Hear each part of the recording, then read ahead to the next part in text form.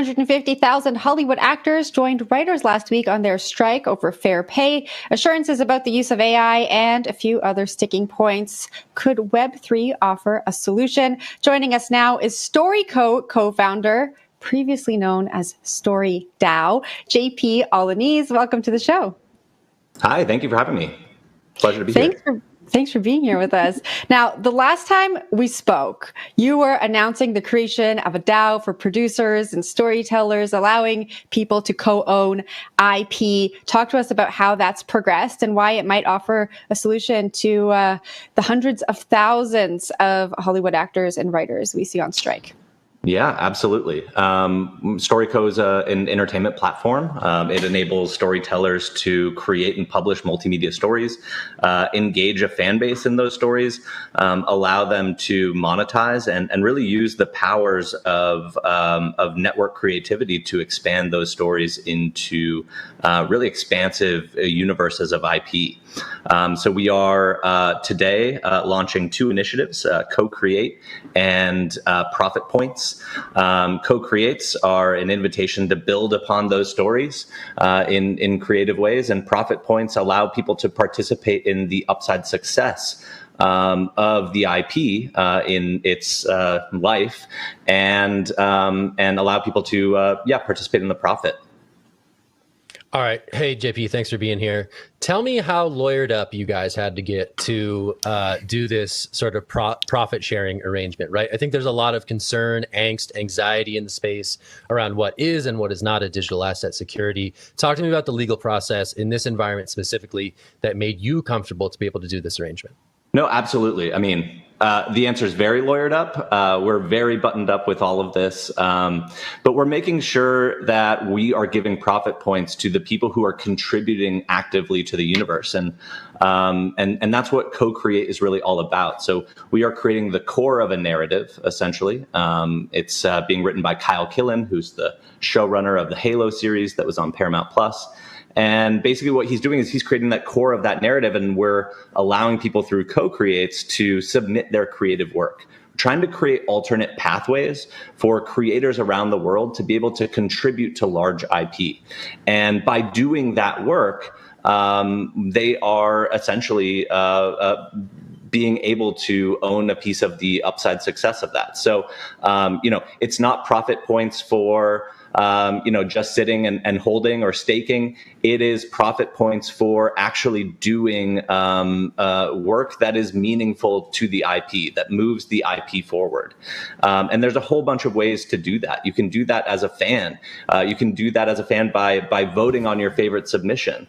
But if you're taking a real action towards moving that IP forward, you're no different than a Hollywood producer. That's all a Hollywood producer really does is make decisions, creative decisions based on that IP. And so if you're actively involved in our ecosystem, if you're actively voting, if you're actively creating, you should own an underlying piece of that IP. And I think that's what all these writers are fighting for right now in all these labor disputes that we're seeing in Hollywood. Yeah, just quick follow-up. I think it kind of gets to the question of why do you need a blockchain for this? And I want your views on that, right? Because this is probably about, tracking the provenance of various ideas. And that seems particularly well suited to a blockchain, right? So I kind of wanted to get to that question, why blockchain for this, kind of by way of what I'm hearing you say in that response. No, absolutely. It's a great question. And I think one of the things that writers and creators have a specific problem with in Hollywood today is the lack of transparency. No one publishes any data, and all of the revenue, all of the profit around what a show makes is all really obfuscated from creators. And I think that's another answer to the question of why blockchain. We're looking to create a transparent system. I think the provenance is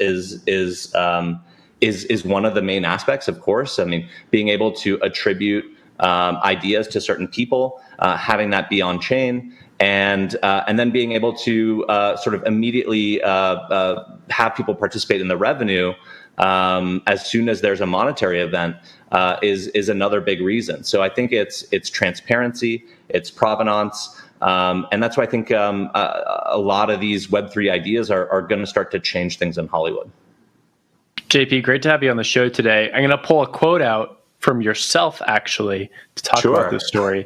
You said on CoinDesk that the next Star Wars, the next Pokemon will be community owned. And I want to talk about like that revenue model that you're forecasting.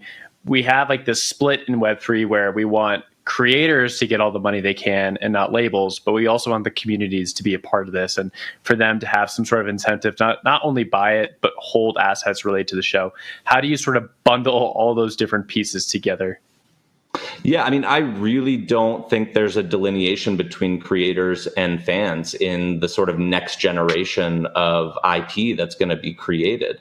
I think fans want to have more of a say in what happens in their favorite franchises. I think we see that all the time. They not only want to have a say in it, but they want to be able to contribute to it.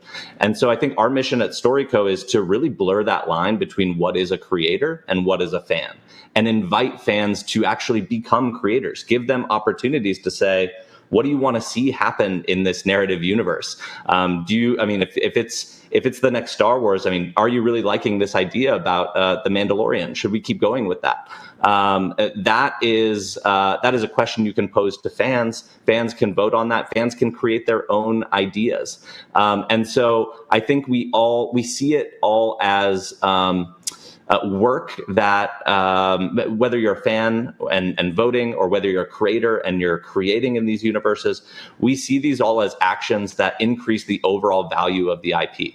And so if you can group them that way, then I think you can attribute profit points to those people kind of in kind with how much they are actually contributing value. All right, JP, this really disrupts an industry that's been working one way for a really long time to benefit the studios. Is there a role for studios in this future that you're describing to us? I think there is. I don't see the old system going away. I just see an alternate path to being able to create IP.